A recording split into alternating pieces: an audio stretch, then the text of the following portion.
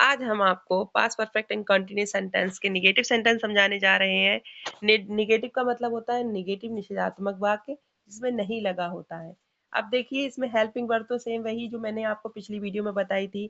इसमें क्या करते हैं, सिंगुलर हो या प्लुरल हो, एक वचन हो या बहुवचन हो, हमें इस्तेमाल हैड बीन का ही करना है। ठीक है, तो हेल्पिंग वर्ब तो हैड बीन ही होती है, वर्ब की फर्स्ट फॉर्म में आईएनजी लगाते हैं। इसमें समय दिया होता है।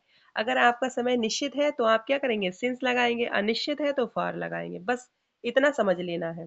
पिताजी 2 दिन से नहीं सो रहे थे, तो पिताजी को फादर हैड, अब देखिए हैड के जस्ट बाद नॉट लगाएंगे क्योंकि हैड भी एक साथ नहीं लगा सकते क्योंकि निगेटिव सेंटेंस है ये आपका, यही समझ लीजिए बस। पिताजी 2 दिन से नहीं सो रहे थे, तो the father had not been sleeping for 2 days।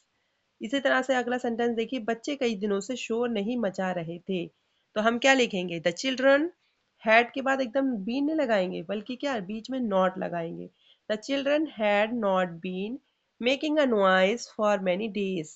अब देखिए तीसरा सेंटेंस है, सुधा कल से नहीं नाच रही थी, तो क्या लिखेंगे, Sudha had not been dancing since yesterday, क्योंकि ये कल से, यहाँ पर समय के लिए क्या करते हैं, यस्टरडे है तो यस्टरडे के लिए सिंस लगा देंगे।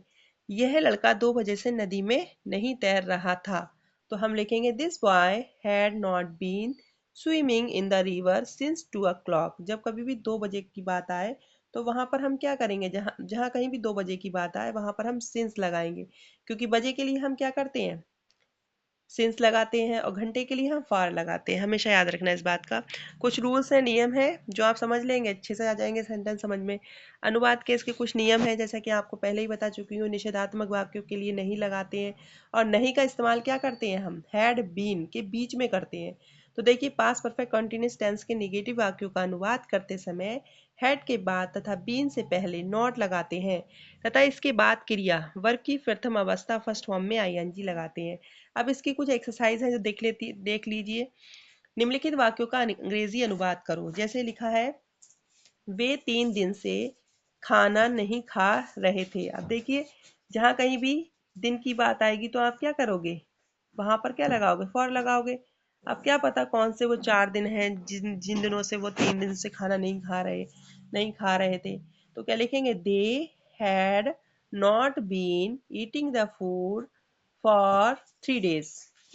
सेंटेंस हो गया आपका। अगला सेंटेंस देखिए, तुम 4 दिन से खेत नहीं जोत रहे थे, तो आप क्या लिखोगे, you had not been ploughing the field for 4 days। ठीक है, अब अपने आप से बना लेना, इतना हिंट्स मैंने दे दिया आपको। मरीज 2 दिन से दवाई नहीं ले रहा था, वे 2 बजे से, 2 बजे जहां कहीं भी आए वहां सिंस लगा देना। बचत सुबह से, यहाँ पर फार लगा देना।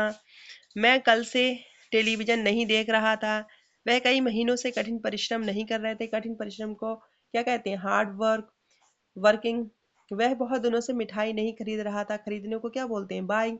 बाई बाई में बाइंग कर देना, आईएनजी लगा देना, तो वहां पर क्या हो जाएगा, बाइंग हो जाएगा। इसी तरह से कुछ यहाँ पर दिया भी है, जैसे मरीज को पेशेंट कहते हैं, दवाई को मेडिसिन कहते हैं, मिठाई को स्वीट्स कहते हैं।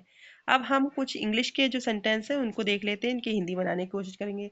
सेम वही बात, जैसा कि आप देखिए, निम्नलिखित वाक्यों का हिंदी अनुवाद करो। आई माने मैं, हैड नॉट बीन लिविंग, मैं नहीं रह रहा हूँ यहाँ, हियर माने यहाँ, फॉर 3 years, मैं 3 साल से यहाँ नहीं रह रहा था।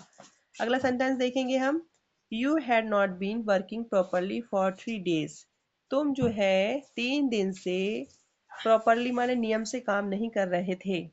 Ravi had not been learning judo since July, Ravi जो था जुलाई से क्या कर रहा था, नहीं सीख रहा था, जूडू को नहीं सीख रहा था। इसी तरह से अपने आप से भी कुछ सेंटेंस बनाने की कोशिश करेंगे। जैसे लिखा, she had not been learning music here for a month, वो 1 महीने से क्या कर रही थी, म्यूजिक नहीं सीख रही थी।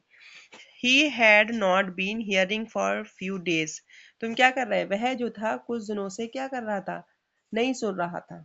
ठीक है, इसी तरह से प्रॉपरली उचित ढंग से, फॉर फ्यू डेज माने कुछ दिनों से। इस तरह से आप की जो एक्सरसाइज है आपकी पास्ट परफेक्ट एंड कंटिन्यूअस के निगेटिव सेंटेंस भी मैंने आपको समझा दिए। अगली वीडियो में मैं आपको इंट्रोगेटिव सेंटेंस लेकर आऊंगी, और तब तक के लिए आप इसको अच्छे से अपनी कॉपी पर लिख लेना।